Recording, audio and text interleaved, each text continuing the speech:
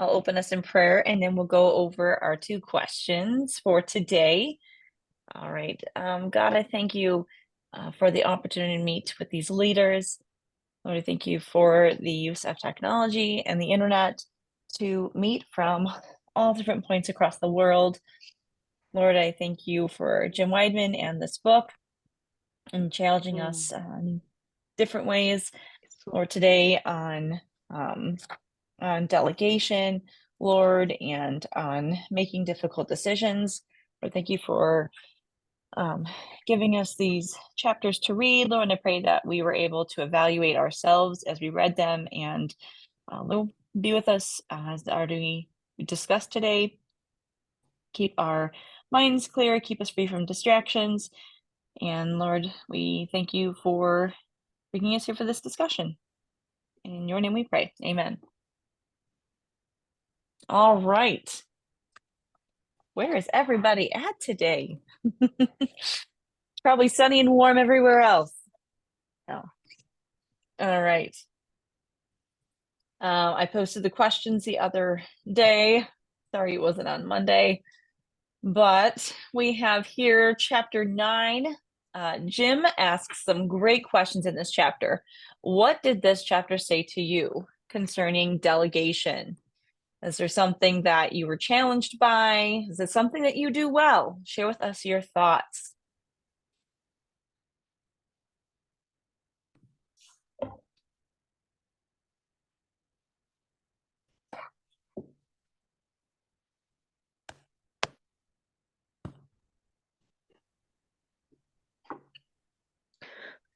For me, I find it really hard to delegate.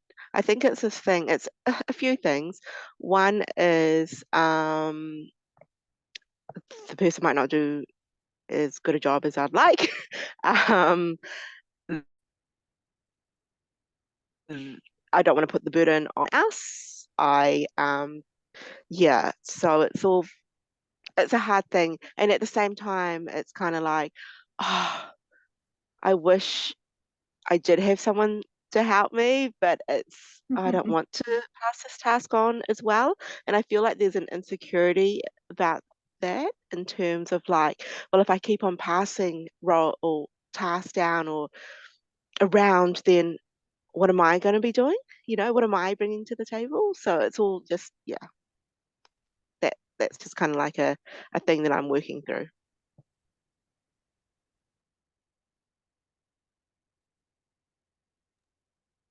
I think for me, like the thing that popped out is that if you want to delegate, you actually have to know what the job entails. So that point number 2, identify and develop the skills you need to delegate effectively.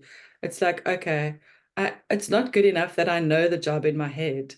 Actually, if I wrote the job down and made like a job description for everything, then that would actually help.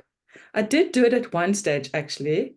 Before COVID, I had a job description for, like, what it means to be unwelcome on a Sunday morning and what it means to have to pack away the games on Sunday morning, that kind of thing. But yeah, maybe I should actually get back to it. But not that everybody read the job descriptions either, but I suppose that's also down to me making sure that they are doing that. But I think that caught my eye. I need to actually write job descriptions for every job.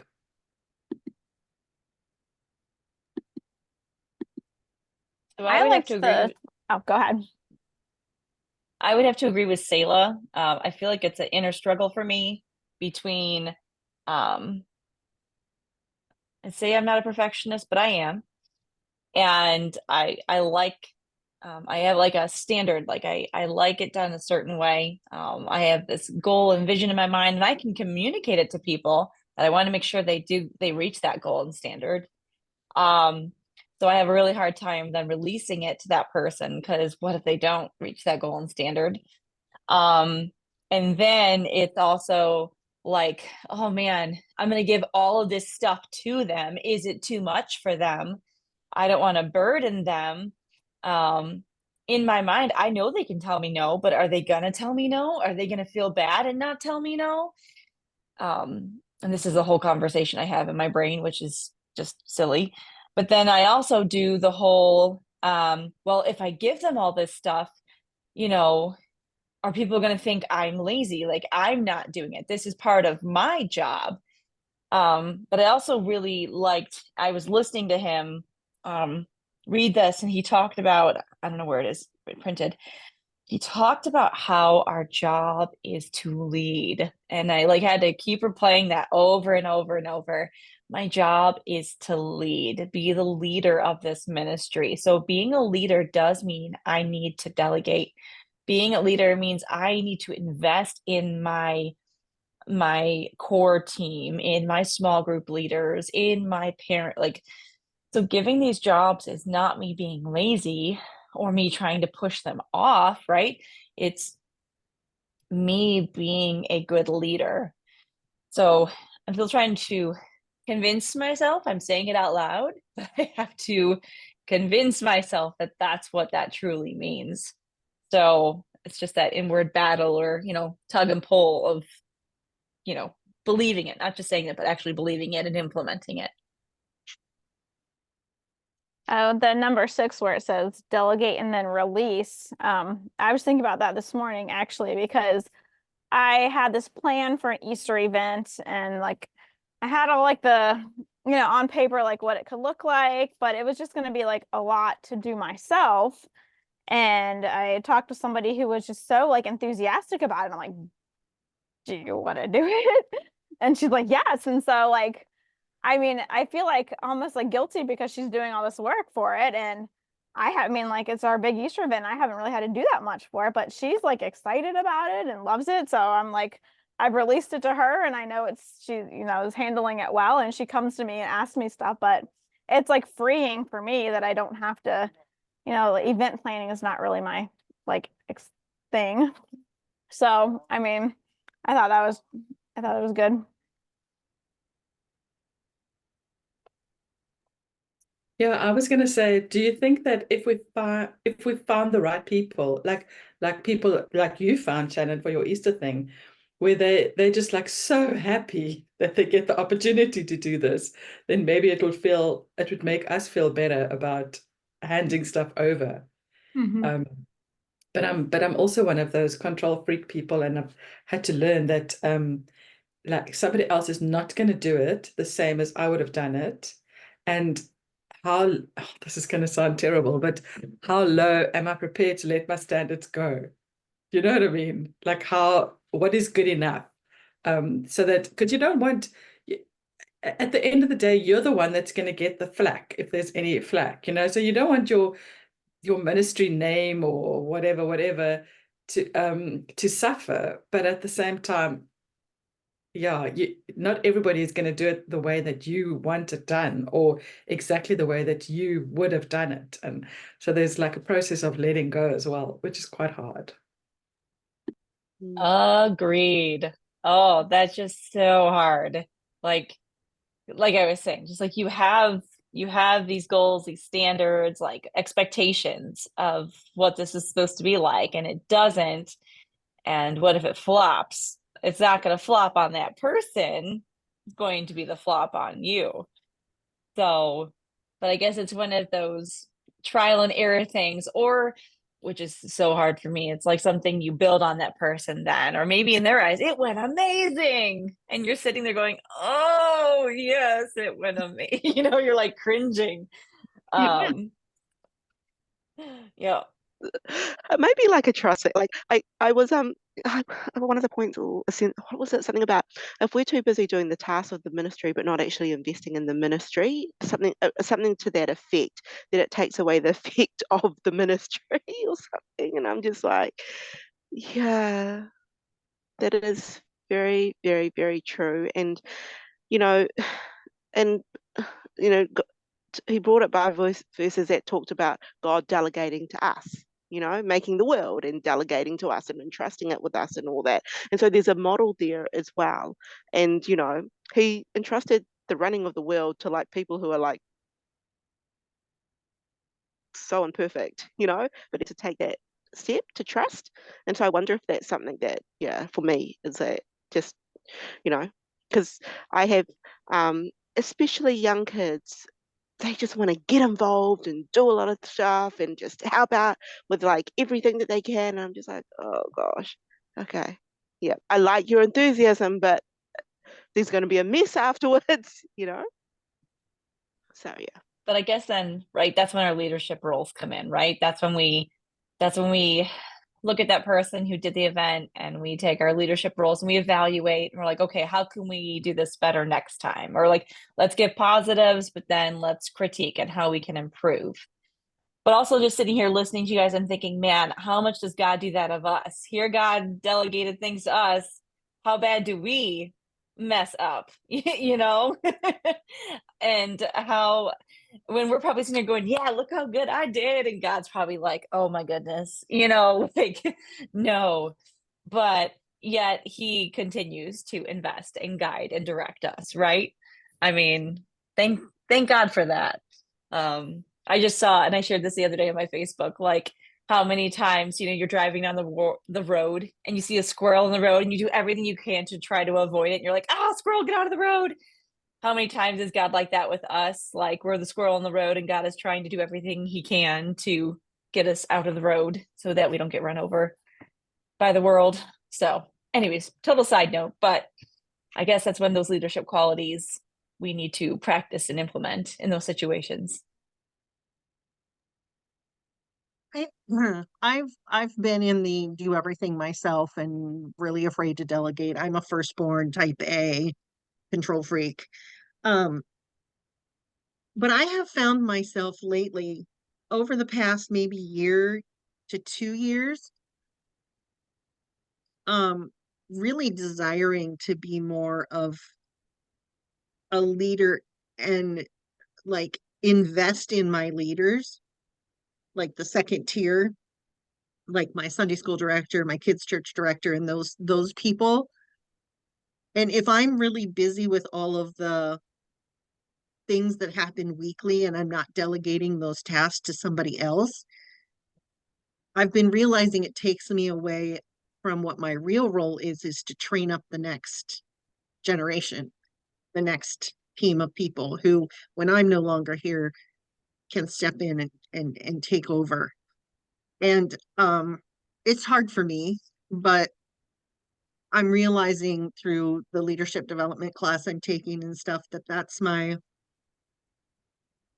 true role, is to pass on the legacy and the skills and the training and all of that, so that there's another generation coming up who can do this job. And if they're not, and not necessarily be the leader of the kids ministry at my church, but um just pouring into them so they can pour into the people who are under them. And we have this cycle that gets going of we just keep passing the training on and the knowledge and the wisdom. And I can't do that and prepare for those kinds of training things if I'm also worrying that there's enough snacks in the nursery every Sunday, and sending out kids church lessons. And I don't mind jumping in and helping if I need to, but I'm in a transition piece or period here with trying to be very intentional about raising up a team under me, and then they can train their team under them, so that but I did say I still have to be in front of the kids at least once during the week, because that would be really hard for me not to be with them.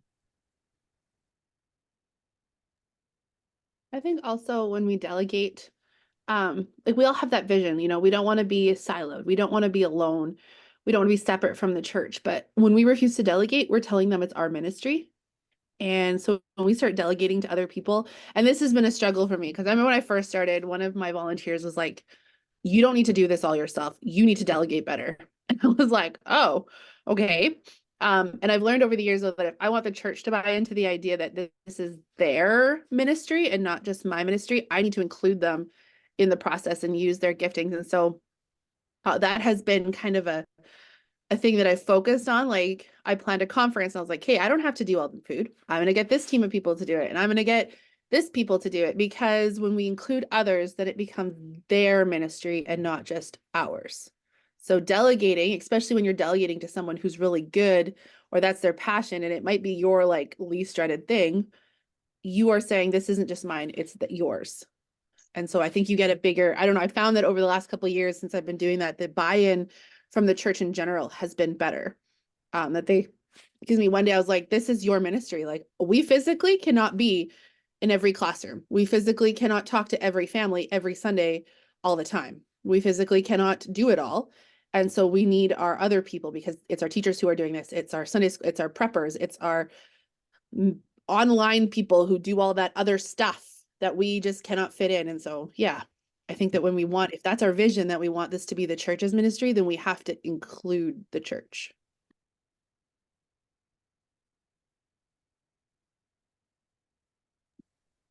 Can I just ask a practical question? Like, when are you doing training? Because I don't have anybody, like I'm the only employed person for children's ministry. I had somebody like a 2IC that I was training up, and then she left unexpectedly last year. And she was coming in once a week and for a morning. But I find it difficult because we basically only have Sunday mornings, and like 1 million things happen on a Sunday morning. If I do, I tend to do training with youth in the school holidays because then they can come for the day. But and then I have like a once a term meeting with my team. But when do you do training? I'd love to know practically like how you do it, and do most of you have other paid staff that you work with? So I do training. Well, I guess it depends on what kind of training you're talking about. So I do training once or twice a year. Well, at least once a year for it's 3 hours on a Saturday, and it includes my mission and vision for the year, review of all of our policies and procedures, um, and like special speakers. So like this year I had one for special needs kids, and then I did a special speaker, Esther Moreno, that came and did like a 45-minute, like, this is the vision for kids ministry, like your whatever. But then what I do throughout the year, because people just don't have a lot of time, I do a 2-minute trainer video and I put it on our Facebook page, and I encourage people to watch it. And I literally put, this is 2 minutes, give me 2 minutes of your time. And I have a couple people that watch it, and a lot don't, but the few that do get a 2-minute trainer in. And I'll get like, they'll comment, hey, this was great, this was awesome, I have a hard kid that this will be very helpful for me. And then on Sundays, I'll send a quick, couple sentence blurb of encouragement on Sunday morning before the team goes to serve at their service hour. I used to do like bigger training videos with you, but nobody has time to watch them and they're busy. So I do quick, easy trainings, videos, and then my big ones twice a year, one in the spring and one in the fall. Where do you get your 2-minute training videos? Comes with my curriculum. Go curriculum. Oh, okay.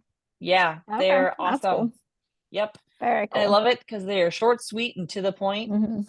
Orange used to have videos too, but I think they were more the 4 to 7 minute range, which were the 7-minute ones would kind of lose interest. But I love the 2-minute trainers. Awesome.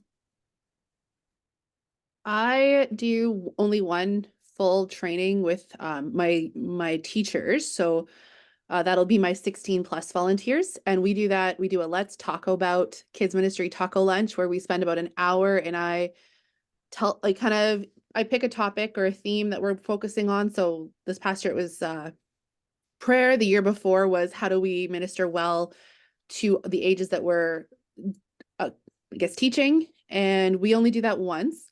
Throughout the year, though, I will pay attention. So if I'm noticing like some of my volunteers are struggling with classroom management, then I will kind of do more one-on-one. I have in one of our rooms, I have like a leader resource center. So it has like classroom things because my Sunday school teachers do all of their own planning. But it also has like, hey, here's some class management things. Here's some, oh, we ran out of time and I have done all of the games I know. Here's some of those moments. just a variety of different things that the teachers can go and access. For my Sunday school teachers, because they are more regular. So my children's church are only 2 weeks every 2 months, whereas Sunday school is every single week. So we have once a month on the first Sunday of the month, we have a 15-minute training time where I will talk about something. So sometimes we talked about like, how do we handle kids with trauma? Sometimes it's, hey, we're not doing memory verses really well. Here's some ideas. Sometimes it's class management. And I sit down and kind of hear where they're at spiritually, so that I can kind of see who I need to check in with. I'll share new resources or new activities that I've got for them that they can access, that kind of stuff. So that's with them. Our junior leaders, so that's anyone grade 6 to 15, 16, depending on what they're doing. We're meeting, I'm hoping to meet 2 to 3 times a year. We've so far just had one, and we do it before youth group for 1 hour. I serve supper. And right now we're focusing on just helping them see themselves as leaders. And, the idea that they don't view themselves as leaders, which means when they walk into that classroom, they don't see the role that they play. So we're focusing a lot on that, but that will also be that training in how to do it. But I find that a lot of the training, mine don't do videos and stuff. I was like, what's the best way? I've done books. When I found a book that was kind of driving what we were doing or focusing on, we were doing a year of spiritual discipline. So I bought all of my volunteers that book. I had 2. I had Resilient Discipleship or Spiritual Disciplines. And I said, you pick which one you need, but these are what are driving us. And if you want to read both, I've got those 2. And so I found that that was a really great way to start getting the buy-in to the vision and the ministry that we were doing that year, because it put what I was trying to teach directly into their hands. So that's how we do it. And if they have specific skills, then I'll find podcasts or extra resources that they can listen to. But a lot of times it's just needing to be there, or I'll pair them up. Like, so new teachers get paired up with senior teachers to learn how to teach and how to do classroom management. And then we don't release them on their own per se, where they'll get their own helper until they're confident. So I've had one teacher who was 2 years with an adult. I call them an adult, but because usually my trainers are about 16 years old. So, or 15, they're 15, 16. And so we pair them with an adult, and they will co-teach, or they'll have the adult as their helper, who is really just there to support and help them manage their load. And then when they feel confident, they are released into a teaching role that way. I try to keep the rhythm of our church. So our small group leaders for our church have a huddle 3 times a year. So I have children's small group leader huddles 3 times a year. Same thing with like our all church leadership meeting, this happened like twice a year. So I kind of try to mimic exactly what the adults are doing as far as their training and ministry times. So it just kind of gives the rhythm, and hopefully the message that what we're doing in children's church is equally as important. And the messaging is that it's the same, it's just for younger people in the church versus the adults.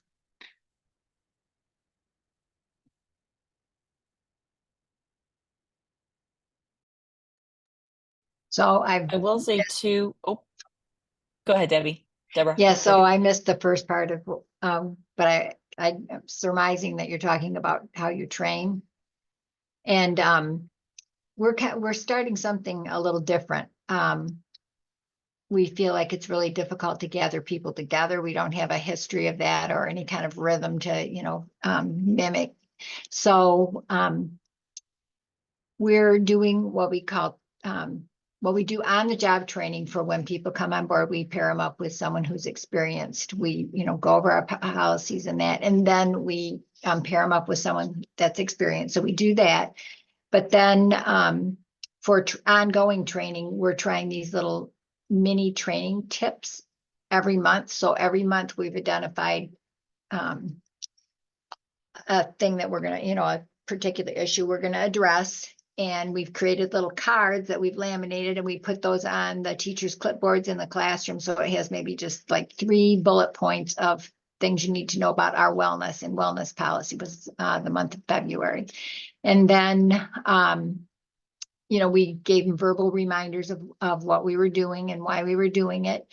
And we also had a contest. So we have a cleaning checklist in every room. And over time, people just, when we were in COVID, everybody was doing it. But now people have kind of slipped away from that. And so we asked them to turn in their cleaning checklist. We want you to get back in the habit of that, sign it. And we had a prize drawing at the end of the month. So all month long, they were working hard. Everybody wants to clean and sign it. And then we gave them a gift card out for the one that we drew that month. So this month, we're actually doing something a little different. It's we want to get people to share why they're serving. So it's what's your why? And we're going to have a little card that people put down, share a great experience or something. Why are you serving? Because we feel like that's kind of the springboard for them then to invite somebody. So this month, it's what's your why. Next month is going to be like really diving into our vision and getting trying to beef up our volunteer crew by inviting. So we're going to have prize draws every month for these things to get people to like do it. And we feel like we're hitting more people because, some people only serve once every 4 weeks. Then we get them because they're here one of those weeks and they can buy into it. So that's what we're trying. We kind of identified our top things we wanted to train to, and we're spreading those out over the year.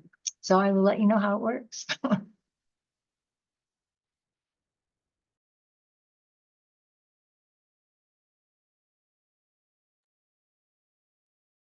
I was just gonna say our onboarding, we have an onboarding training process as well. So if a new volunteer comes on board, I personally meet, like they fill out an application, but then I personally meet with them to go over all of our training, our policy procedures, our vision, our mission, so they understand if they don't already. And then they're with a lead, one of my core leaders training for at least 2 weeks, shadowing, learning, about the curriculum, how to use it, where the materials are at.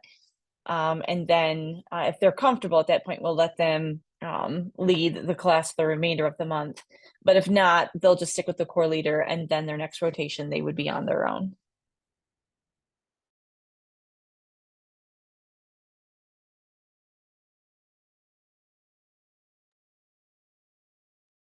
Any other thoughts on delegation before we move on to chapter 10?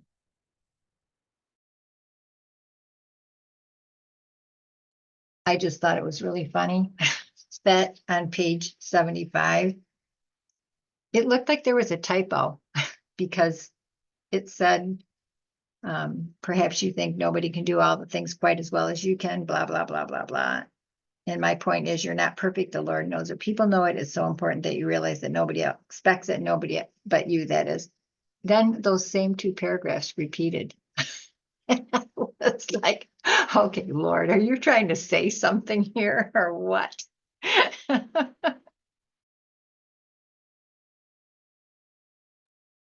I have a feeling, and I'm sure Stacy can kind of tell us this. Jim Weidman seems kind of like a little funny jokester, likes to get your attention kind of guy. He is very real. And so he writes the way he talks, and he probably talks the way he teaches. So it's very fun when he has something. And again, if he says it twice, he's wanting you to listen up and understand that he knows where we're coming from. He's been in our shoes in every step he's done and every step he's written about.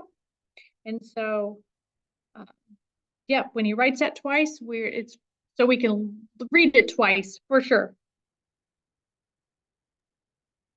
I actually didn't even notice that until you said it. I don't know how my brain must have just read it and been like, yeah, we're good to go. I really liked the line where he says, perhaps you're running ahead of God's time. You believe God wants you to do this, but you can't get the people. And I feel like so many times I've been so frustrated that I'm like, okay, this isn't right. And so we end it. Like, I think we were doing we called it the Vine, which is our Wednesday night program for kids, but we were running it in station based because I thought it'd be easier to get volunteers.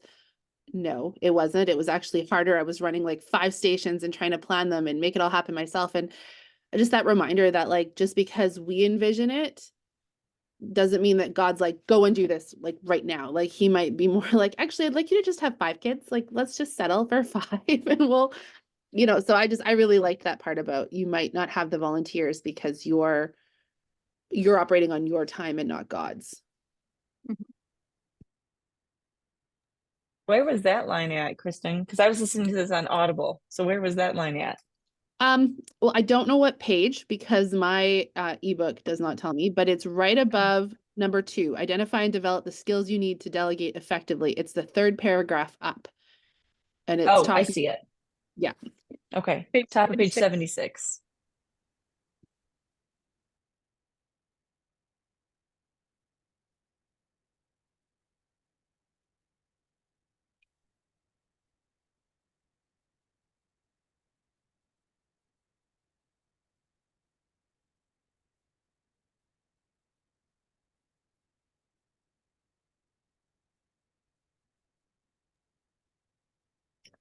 Any other thoughts with delegation?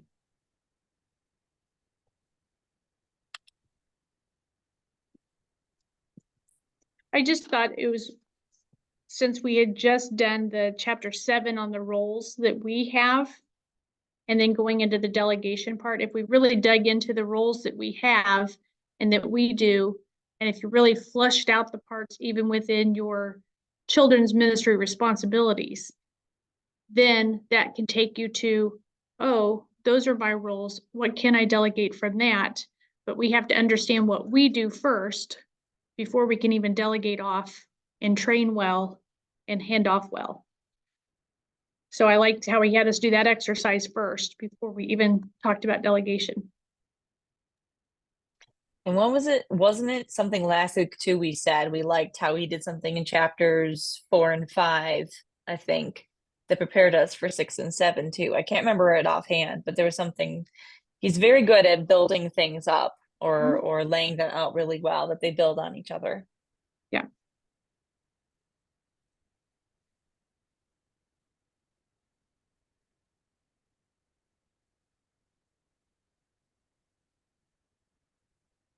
All right, well, moving on to chapter 10, problem solving.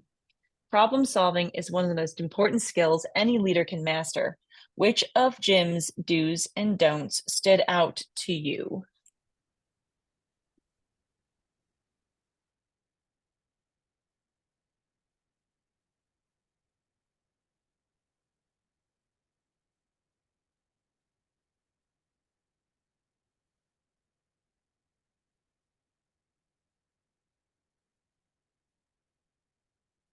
Don'ts.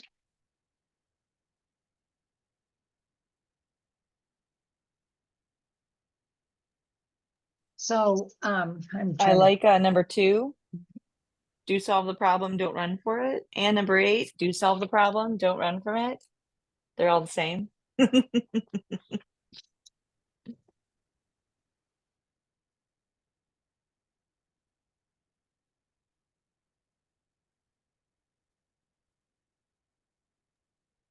I think I like it's number 2 under 10 strategies for solving problems. Number 2, identify the problem clearly. I think sometimes like especially when it comes to pastoral issues, then it seems like there's a huge problem, but actually you need to identify what the real problem is, like behind all the fluff and all the all the camouflage or whatever. What is the problem actually? Because then if you can figure that out, then it's easier to solve. So I thought that one was quite a good point. yeah, because if you don't identify what it actually is, the same thing's going to happen over and over again until you get to the root of it.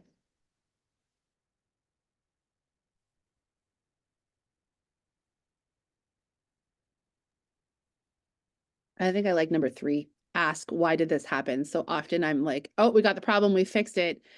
But then instead of, that usually, and it's, like a surface fix, right? It's like a Band-Aid. Oh, we'll just cover it up. And then, I don't know, I've just noticed that if we're, as I look back and reflect on my past years, the times when I'm like, hey, we seem to be having the same problem, but now it's in like 4 different areas and not just one. And you realize like, oh, it's my response. It's something that I'm doing. The why is this here? How am I not equipping my teachers to do this? Or why is the same parent or group of parents emailing me every other week asking what we're doing? Or I don't know. I just like the why. And it's usually simple fixes, but just little things that we overlook.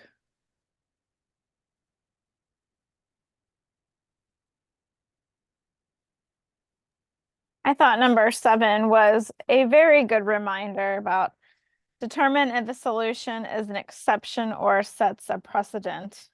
Mhm. I feel like that's something that we all just need to remember, that a quick fix is probably might not necessarily be the best thing, because it is setting a precedent if you're making an exception for something. So before I started working here at the church, I had a family daycare in my home for about 20 years. And that was one thing I learned really well. So I had a parent provider agreement that spelled out just about every possible scenario that you could imagine, and it had information in there about days off and my days off and, all of snow days, all of it. But every once in a while, someone would come to me asking for clarification or asking for an exception. And probably only did it once or twice where I would answer right away. But I learned very quickly that it was much better if I took time to do like these steps, and analyze it and kind of think of, what that all would mean. And, depend on what answer I gave. And so that was one of the things that, you wanted to make sure I wasn't going to set myself up for this repeat of the same thing that, I would be happy to make an exception occasionally, but I wanted to be very clear about it. And I had to take time in order to do that. That's actually in the do's and don'ts and do's of problem solving, about don't rush your decision. And that's probably one of the best things I've ever learned over the years, is just like, don't give an immediate answer, because, you might want to think about it a little bit more and pray about it.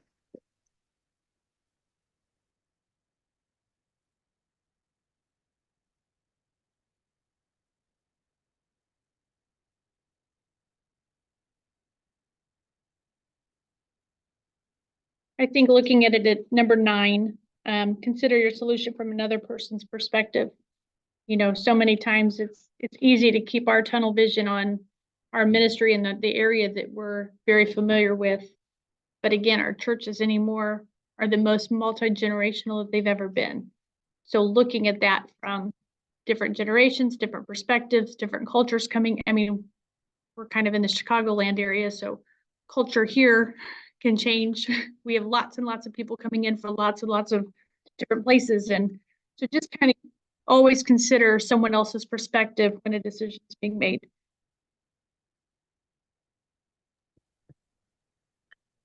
I listened to I like. Go ahead, Kristen. Go. Oh, I was gonna say, I listening to a lot of this, and so one of the books I just finished reading was called Crucial Conversations, and the idea, going off the number 9, consider your solution from other person's perspectives. When we make changes, or we want to maybe change behaviors, and we need to have those tough conversations, one of the things it says is that you're supposed to create this like pool, essentially, where everybody gets to contribute. And so the idea of considering your solution, I think you could also add or invite others to provide their solution. So if your info desk is, he shares that, like, he had the mom crying at the table, going to your people and saying, like, how do we fix this? I think also gives us the best, because sometimes I think we know what works, but we're not the ones who have to find the pencil, because we're the ones with the key.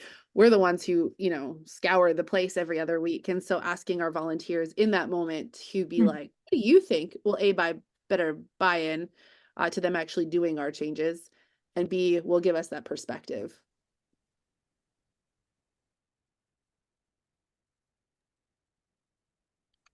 I love how I think it's really cool. Just a side note observation here, because this is just what I do.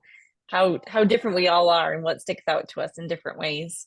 Just a side note observation. But I like number 4, list ways to solve the problem. I'm a brain Weber, like I'm a Weber. Like I like having there's the problem in the middle, and I will have like 50, different ways trying to solve the problem.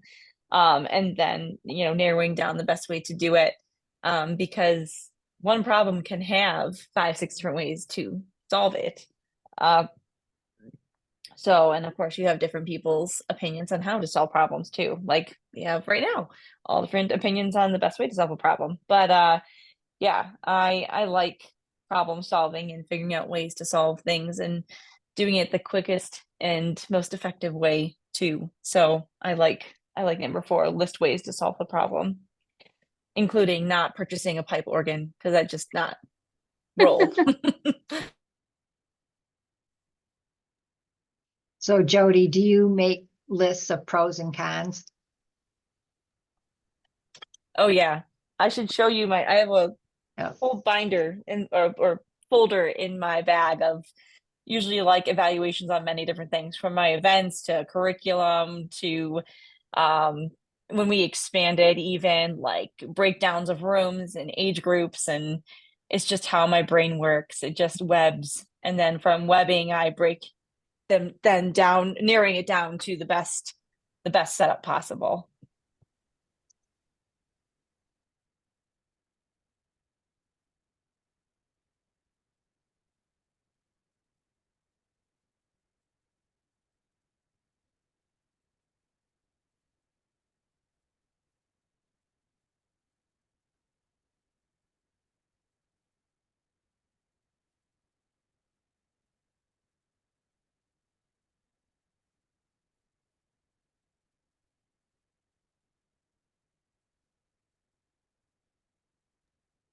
When he talks about the do's and the don'ts, towards the end of the chapter, um, there were two of those that kind of caught my eye. The first one was, don't be afraid to say, I don't know, I'll check into it. Um, I don't like to be seen as a person who doesn't know the answer. Mm-hmm. So that's the okay. And I've learned that over the years, just like, you know what, I don't know, let me check into that. But the other one was, don't solve everyone's problems for them.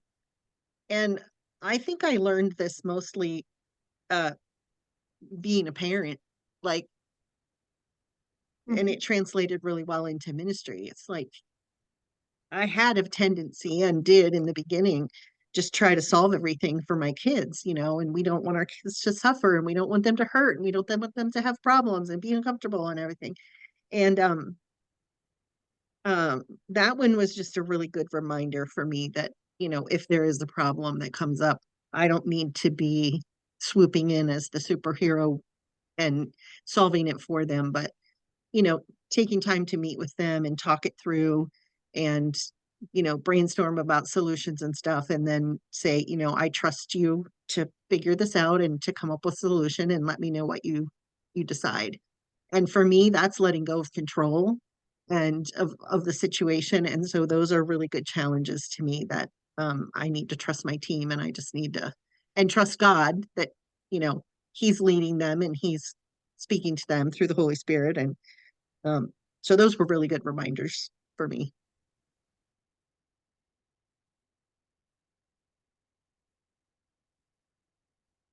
I tend to fall into the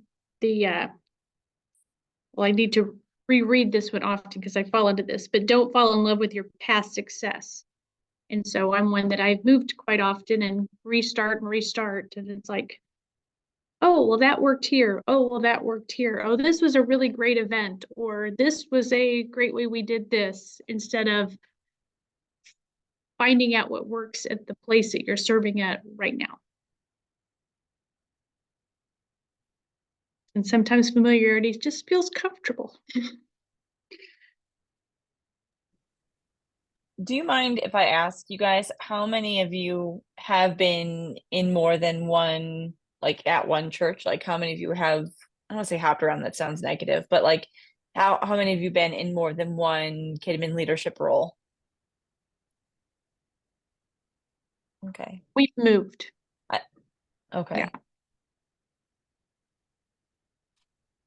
Because he had talked about, like the fourth church. So I'm like, wow, like just I didn't know if he moved because of like, he got called to different, ministry roles. I mean, I'm assuming that's what happened, but I don't know. It seems more like a Southern thing, where I feel up here, a lot of people just stay at one church. I don't know. I just don't hear many people moving around up here versus what I feel like Southern thing. It's I so don't know. funny because I thought it was an American thing. I thought that children's ministry was like a bona fide like career path that people in America actually do. They come into ministry and these like stepping stones and getting up the ladder and all that stuff. And so it's interesting to hear you say that it's yeah, you think it's a southern thing, and yeah, But I guess I don't Stacey, know. you're I mean, Midwest yeah, though too, aren't you? I'm what? You're Midwest, aren't you? You said you're from the Chicago area. Yes. And so, and Jim was at 17 years at one of his main churches that Wow. so he Okay. was at Church of That's the a Move for while. 17 years. So yeah, so then since then he's had a few other moves, but for the most part, he spent a lot of his children's ministry at one church. Yeah. I mean, you go when you're called, obviously. So there's no knocking there. I find it interesting as I was listening to him. I was like, wow, 4 churches, church number 4. But again, I've only ever grown up in like, you stayed at one church. So, and the church I'm at now, I absolutely love. So there's no knocking if you've been to different churches. I just was intrigued by that by being at different churches. So I wondered how that worked. So, I yeah, that's think a lot of, like, I don't know what, I can't speak for the state. Sorry, I don't know if it's Southern or, I mean, you're Southern to me. So, um, for at least for my experience is that a lot of times in kid ministry anyway, a lot of it is like, we hire moms or teens who, or not teens, young adults, I'm sorry. And so then as they grow and they figure out what they want to do and what their career path is, they often will move from it. So we see a lot more transition. I know that at one point, like just in our city, um, there was a lot. I feel like we have like a pastors meeting team that meets, and there's only, we've probably, in some churches we saw like 4 or 5 people in the 7 years I've been here go through. But I find where that's youth pastors up here is they kind of start, they do, Selah, they do use youth pastoring because I think it takes a lot and you can't just be anybody. And there's only so much time, and once you start a family, you don't have all those evenings. So youth pastor tends to be more of our stepping stone in opposed to kids ministry. That's not for the faint of heart. So if we're moving, it's because, like I know for myself, God needed me to do something, a very specific something. And once that something was over, he's like, you're released. Go. I've got someone else for the job. But that's here and me. And I feel like youth pastors are a revolving door. Like they seem to rotate fairly often. Whereas kidmin leaders, we're here to stay. We're here for the long one. We are dedicated. We were yeah, made for I these seasons. yeah, I've been in children's ministry as a key leader or head leader for since 2012, and it's 2024 now. But the door, I must say, for exiting is approaching, because there's like a new just a new season for me. But we'll see. That door could be a couple of years away. I thought I was going to be in children's ministry forever, like forever. But yeah, we'll see with this.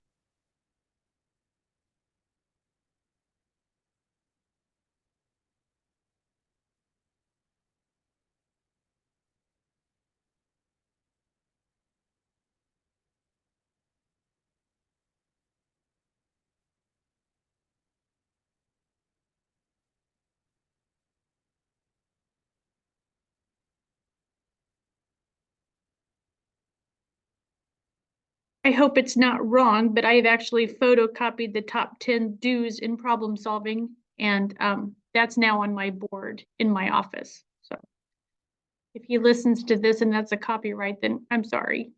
But I have those top 10 have now something I try to look at daily.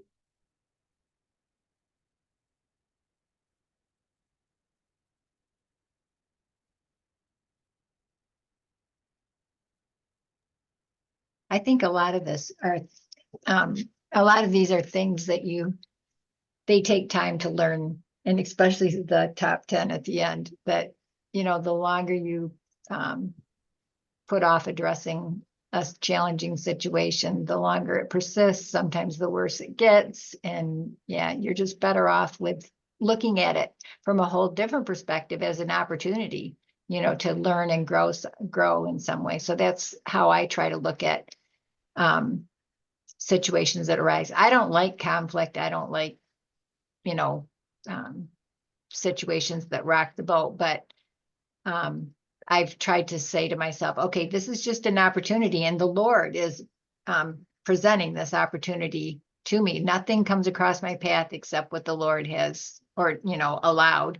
And so, I've, had some challenges in the last couple of years. We've gotten bigger, and when you get bigger, you have, more opportunities for interactions with people who are not all in love with everything that you're doing or whatever. And so, there's been some things that we've had to address, and just kind of looking at it as an opportunity to learn something, to grow, and maybe make a better plan so it doesn't repeat itself, those kind of things. And so that's been really helpful to me. But I feel like a lot of that's come just because of having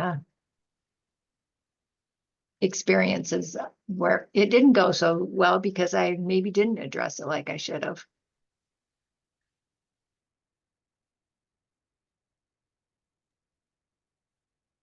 That's when that Crucial Conversations book comes into play, right, Kristen?